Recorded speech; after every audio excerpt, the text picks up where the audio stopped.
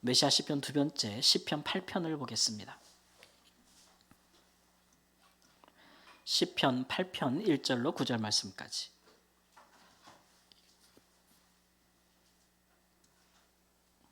시편 8편 1절 말씀 제가 먼저 읽습니다.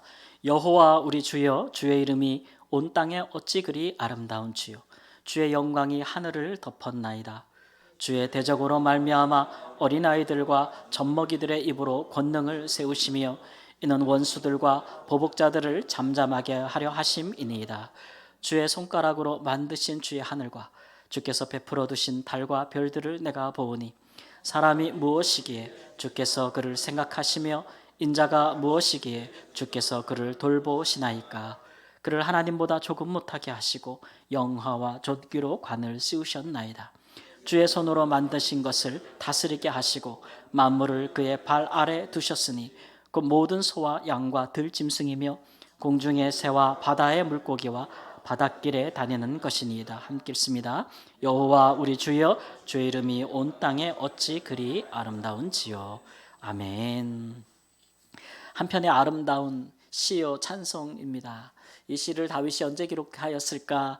많은 성경학자들이 보면서 그가 이렇게 밤에 이렇게 밖으로 나가서 밤하늘에 많은 별들을 보고 하늘을 보면서 그렇게 하나님을 찬송한 시를 짓지 않았습니까?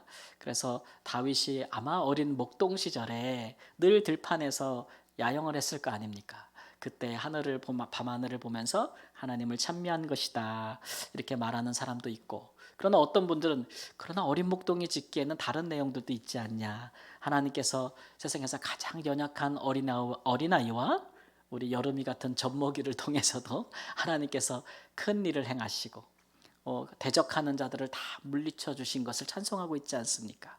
또 하나님이 지으신 세계, 하나님께서 사람이 정말 온 우주를 생각할 때 우리 사람이 지극히 작은 존재 같으나 그러나 하나님보다 조금 못하게 하시고 모든 피조물을 다스리게 하신 것을 볼 때에 이거 얼마나, 또 하나님께서 그 사람에게 존귀와 관을 씌우셨다, 이런 얘기는 다윗이 왕이 된 다음에 할 수 있는 묵상의 내용들이 아닌가.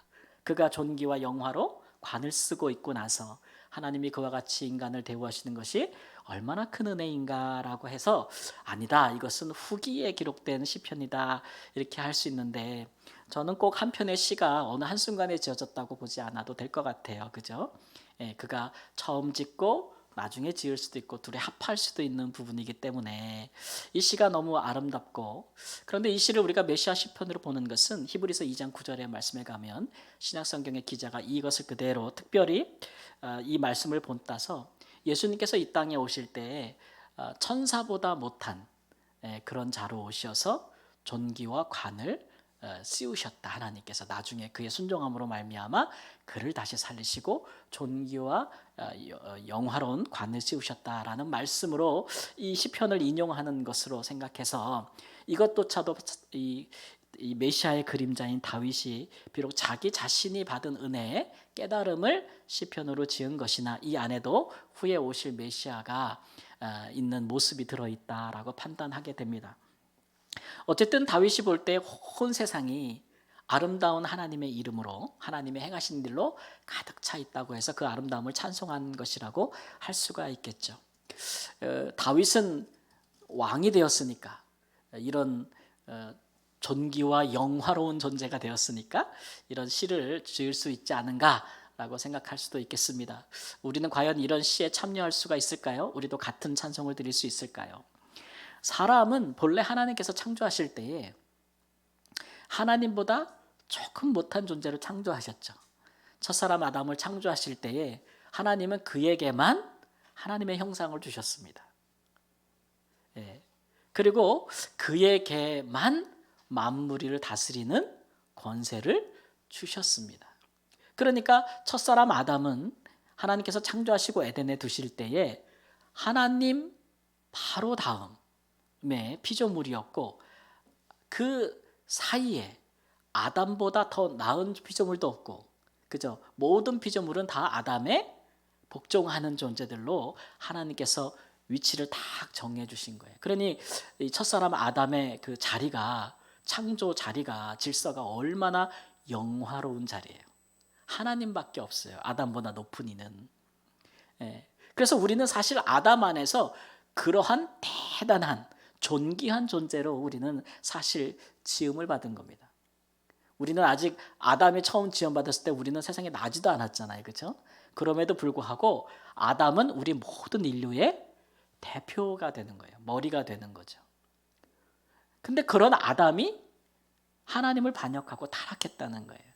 그 이유에 대해서 우리가 자세히 살펴보면 아담이 하나님이 되고 싶었던 거죠.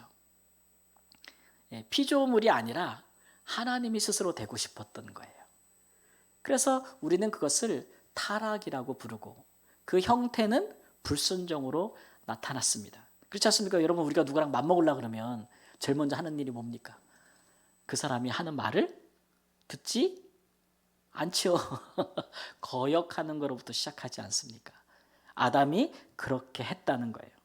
그래서 아담은 타락했기 때문에 하나님으로부터 벌을 받았죠. 그래서 떨어지게 돼요. 나락으로 떨어지게 되는데 일단 아담은 그 창조 시에 가졌던 지위에서부터 떨어졌죠. 그래서 타락한 아담은 천사보다도 못한 존재가 되었습니다. 그렇죠?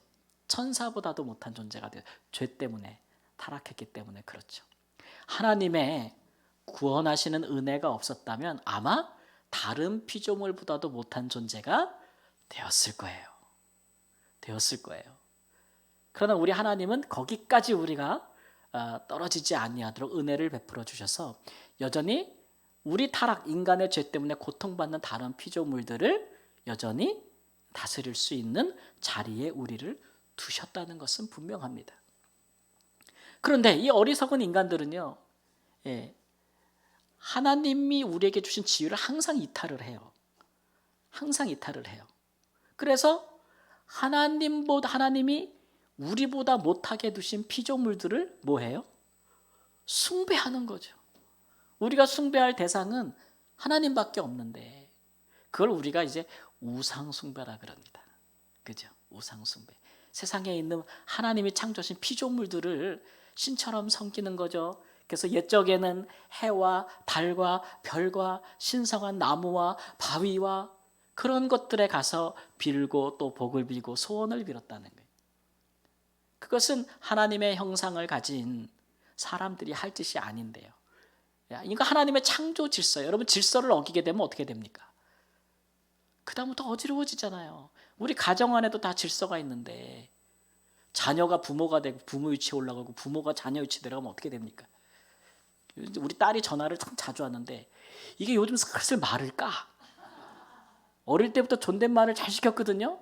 하더니 어느 순간에 어제 엄마랑 통화한 소리를 듣는데 갑자기 엄마 밥 먹었어? 이런 소리가 들리는 거예요. 그래서 가끔 귀에 딱 띄고 엄마 잘 자 그러는 거예요. 당연히 하는 말인데 요새. 저는 그렇게 안 가르쳤거든요. 그래서 제가 야, 말 깐다. 어머니 식사하셨어요? 라고 해. 어머니 안녕히 주무세요라고 해. 내가 그랬거든요. 꼰대라 그럴 수도 있는데 저는 주장하는 바가 그렇습니다. 부모에게 주신 자리가 있고 자녀에게 주신 자리가 있는데 이거 뒤엉켜기쯤은 혼란스럽지 않습니까? 그렇죠?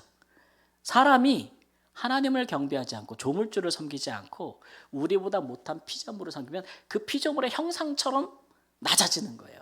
더 못한 존재가 되는 거죠. 여전히 많은 사람들은 그렇게 합니다. 뿐만 아니라 피조물을 섬기지 않는 사람들은 또 자기 손으로 뭔가를 만듭니다. 조각을 만들고 뭘 만들어서 그것을 세워놓고 거기다 절을 합니다. 그것도 미련하고 허망하고 어리석은 짓이라고 할 수가 있죠. 거길 더 나아가서 이제는 어떻게 생각하냐면 요즘 현대사회가 그렇지만 이제는 자기 자신이 신이 되는 거예요. 그 간단합니다. 하나님을 경배하고 순종하는 것보다 내 뜻과 나를 위해서 사는 게 더 중요하면 그게 우상숭배가 되는 거예요. 그렇죠? 요즘 세상에서 가장 그 강력한 메시지가 뭡니까? 자기의 자아 실현이에요. 내가 원하는 것, 내가 하고 싶은 것, 내가 살고 싶은 삶을 자유롭게 마음껏 살 수 있는 능력이 있다면 그 성취할 수 있다면 그것보다 행복한 삶은 없다. 메시지가 얼마나 강력하고 아름다운지 몰라요. 그렇지 않습니까? 여러분도 제가 그렇게 말하는 순간 아멘 하고 싶었죠. 그랬던 순간 속에서 아멘 하고 싶었잖아요. 네.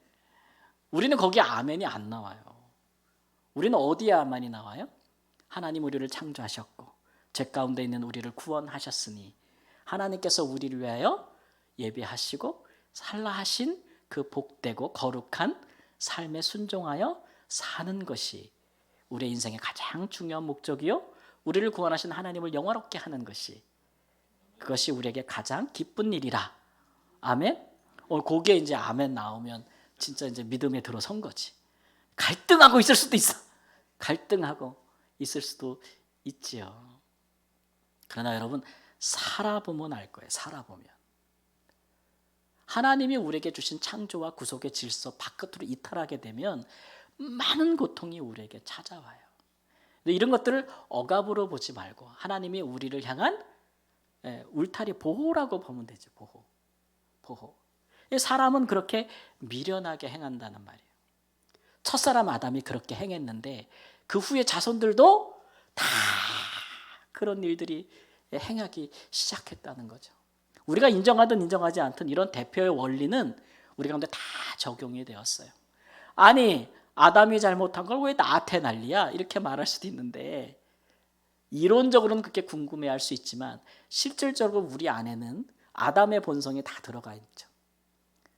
그래야 거듭나야 비로소 하나님의 자녀가 될 수 있다는 말이 그런 거예요. 요즘은 생각들이 굉장히 개인주의적이라서 남이 행한 일을 나한테 책임을 물으면 굉장히 기분이 나쁘잖아요. 그런데 우리는 원하든 원하지 않든 그런 테두리 안에서, 그런 법칙 안에서 살고 있다는 것을 아십니까? 물리적으로도 그렇지만 영적으로도 그렇습니다, 여러분. 우리가 어느 공동체, 우리나라만 생각해 보세요. 우리나라가 국민들이 대표하여 뽑은 대표가 외국가 가서 무슨 이렇게 조약을 맺거나 대표가 가서 뭔가를 하면 국민의 한 사람으로 내가 그것을 부인한다고 해서 그것이 우리한테 효력이 있습니까? 없습니까? 있습니까? 없습니까? 효력이 있지 않습니까? 내가 부인한다고 하는데 그 효력이 없어지는 게 아니에요. 우리나라 대표가 가서 하면 그게 나한테 효력이 오는 거예요. 그러니까 잘 뽑아야 되는 거 아니겠습니까? 대표는 그런 거거든요. 아담이 우리의 모든 인류의 대표였다. 좋든 싫든 그러한 원리는 지금도 우리의 삶에 그대로 적용되고 있다는 것을 우리가 잘 알고 있지 않습니까? 그러니까 우리는 첫사람 아담 안에서 정말 심각한 타락과 패배를 맛본 거예요. 근데 하나님께서 그렇게 우리를 그대로 놔버려 두지 아니하시고 우리를 대표하기 위해서 하나님이 직접 이 땅에 오셨다는 거죠. 그래서 우리는 그것을 둘째 아담이라고 부릅니다. 두 번째 아담. 다시 사람을 대표하시는, 우리를 구원하려면 우리를 대표해야 될 거 아니에요, 그죠? 그래서 하나님이 사람이 되신 거죠. 그 둘째 아담으로 오신 예수 그리스도. 그러나 그분이 이 땅에 오셨을 때는요, 첫사람 아담이 지음받았을 때 세상이랑은 완전히 다른 세상이에요. 첫사람 아담이 지음받았을 때는 세상에 죄가 있었어요, 없었어요? 없었어요. 평화롭고 고요하고 그런 세상이었는데, 둘째 아담 예수님이 오시는 세상은 죄 때문에 막 엉망진창이 되는, 온갖 죄가 관영한 세상에 오셨기 때문에 우리 예수님은 훨씬 고통스럽고 훨씬 고난이 많은 조건에서 그가 우리를 대표하시게 된 것이다 라는 것이죠. 그래서 그가 이 땅에 오실 때에 가장 낮은 자의 모습으로 오셨다라고 합니다. 우리 하나님은 왜 가장 높은 자리로 그를 보내지 아니하시고 가장 낮은 자의 모습으로 우리 예수님을 이 땅에 보내신 것입니까? 그 당시의 사람들에게도 멸시받고 조롱받고 심지어는 죽을 수밖에 없는 그런 죽은 자의 모습으로 왜 이 땅에 오게 하신 겁니까? 2절 말씀에도 그렇지만 하나님은 어린아이와 젖먹이의 힘으로도 권능을 세우신다 그랬어요. 대적하는 자들을 물리치게 하신다. 세상에서 가장 약한 것을 택하여 세상에 있는 모든 것을 부정하고 부끄럽게 하시는 거예요. 그게 하나님의 은혜죠. 하나님의 능. 그래서 모든 사람이 구원에 이를 수 있다는 것을 말씀해 주고 있는 거예요.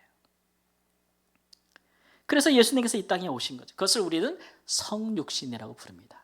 둘째 아담이신 예수님. 여러분, 성육신에 대해서 한번 진지하게 생각해 보신 적이 있습니까?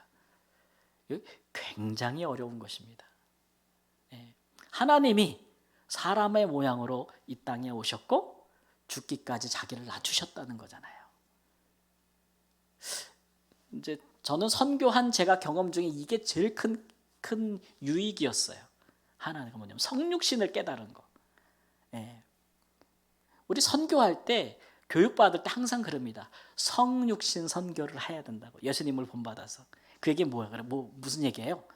선교제 가면은 거기에 이렇게 군림하고 가는 게 아니고 높은 자로 가는 게 아니고 어떤 자로 가라는 거예요? 가장 낮은 자의 모습으로 가라는 거예요. 그래서 그 나라, 그 민족, 그 사회 지역에 가장 낮은 사람들과 거기 가서 섬기라는 거예요.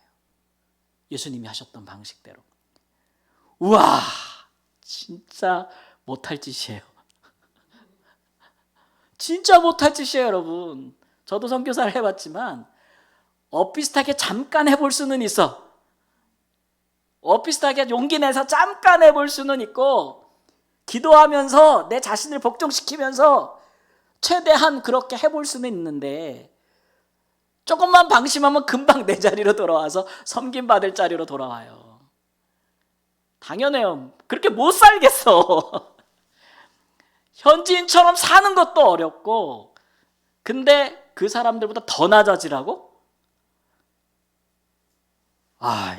못해. 진짜 못해요. 아마 모든 선교사님들은 그런 한계, 자신의 한계를 너무 느끼고 있을 거예요. 그러니까 선교사님들이 사역을 하면 할수록 하나님 앞에서 내가 받을 상급이 많다라고 생각하시는 분들은 없을 거예요. 왜냐하면 하면 할수록 내가 못하고 내가 정말 안 되는 모습만 자꾸 보여. 예수님처럼 못 사는 내 모습만 절절하게 보여요. 절절하게 보여. 성육신이 그렇게 어려운 거더라고요. 실제로 해보니까. 여러분, 우리가 전도신 예배할 때도 그랬잖아요. 바울 사도가 한 영혼을 얻기 위해서 내가 노예를 만나서 그를 구원하고 싶으면 뭐처럼 됐다 그랬어요? 노예처럼 됐다 그랬어요. 그게 말이 쉬운 거지 얼마나 어려운 일입니까? 우리는 우리 자신을 낮추는 것들에 대해서 익숙하지 않아요. 높이는 것에 대해서 익숙하지. 근데 예수님이 보여주신 삶은 그렇지 않잖아요.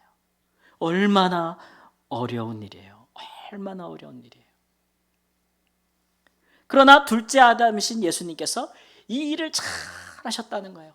완전하게 하셨다는 거예요. 그래서 하나님 앞에 그가 그 순종 때문에 하나님 앞에 의롭다 하심을 받았다는 거예요. 우리 사람의 대표로서.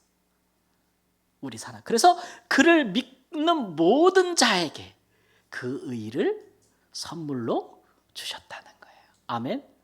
아멘. 그래서 하나님이 예수님을 그렇게 높여주는 거예요. 사람의 구원을 위하여 그렇게 죽기까지, 심지어는 무덤에까지, 지옥에까지 내렸다 오신 예수님을 하나님이 너무 높여주시니까, 부활 이후에 존귀와 관을 씌워주시니까 우리는 예수님을 믿으면서 그 다리 잡고 올라가는 거지. 붙잡고 올라가는 거지. 예전에 저희 큰형이 그렇게 예수님을 믿으래도 안 믿어. 맨날 술만 먹고 안 믿어. 그러니까 어머니가 맨날 살아계실 때 너 이놈의 새끼 그러다가 다 천국 갈 때 너 혼자 지옥 간다. 막 그랬다는 거예요.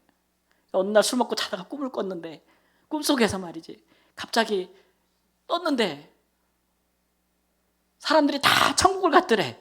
가족들을 다 형제들 연락해도 다 연락을 안 받더래. 그 자기는 뭐야 지금? 자기만 못 간 거야. 너무 놀래가지고 엄마한테 달려갔대. 엄마 올라갈 때 다리로 더 붙잡고 올라가려고. 그랬다고 꿈에서 그랬다는 거예요. 우리에게는 의가 없습니다.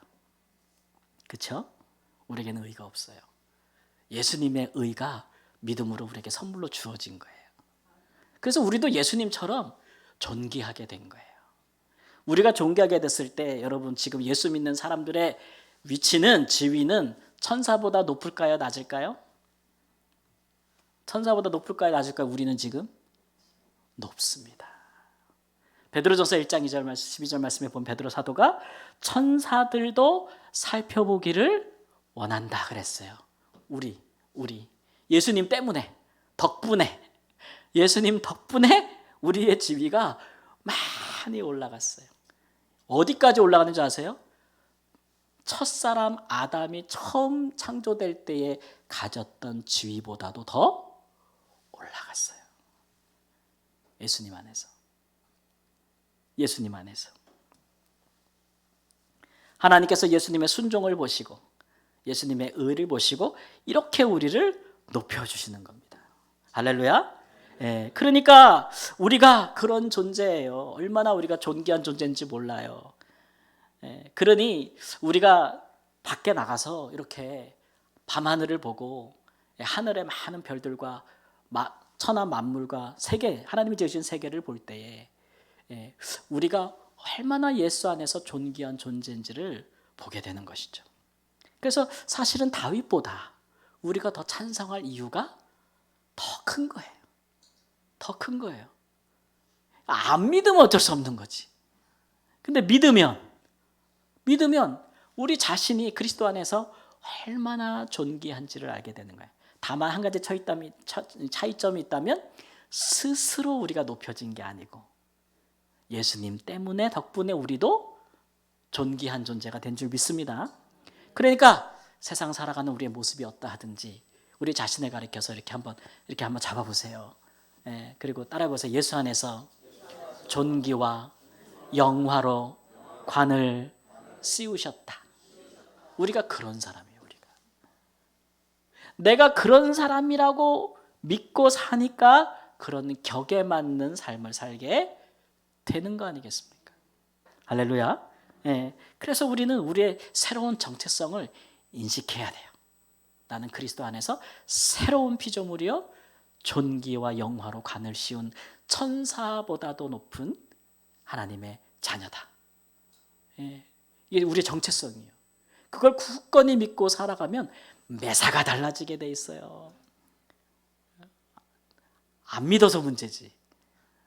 어디 가든지 우리 마음에 위축되거나 그런 모습 보이지 않겠죠. 겸손하지만 내 능력 때문에 된 게 아니니까 겸손하지만 그러나 어디 가든지 내가 비굴하지 않고 비겁하지 않고 누군가 또는 나쁜 사람들이나 악인들이나 혹은 악한 영들이 우리를 겁박하거나 할 때도 거기에 대해서 굴복하지 않는 그런 새로운 정체성이 우리에게 생기는 줄 믿습니다. 이건 누구도 흔들 수 없는 거예요. 어떤 사람도 흔들 수 없는 거예요. 왼수 같은 남편도 흔들 수 없는 거예요. 누구도 흔들 수 없는 거. 그런 정체성을 우리가 갖고 있다는 거예요. 그러니까 이런 우리가 찬송할 수 있어야죠. 우리도 여호와 우리 주여 주의 이름이 온 땅에 얼마나 아름다워. 사실 우리 사람만 그렇게 못하지 하나님이 지으신 모든 세계가 예수님이 행하신 일들을 찬송하고 있는 줄 믿습니다. 다 찬송하고 있는 거예요. 우리가 그 대열에 합류하게 되는 것이죠. 사랑하는 여러분, 우리가 그 은혜 가운데 있으니 겸손할 때 겸손하고 순종할 때 순종하고 또 하나님 안에서 우리 자신을 얼마나 또 고귀한 존재로 여기면서 그에 합당한 삶을 살 수 있는 마음을 가질 수 있기를 우리 주 예수님의 이름으로 축원합니다. 아멘. 우리 함께 찬송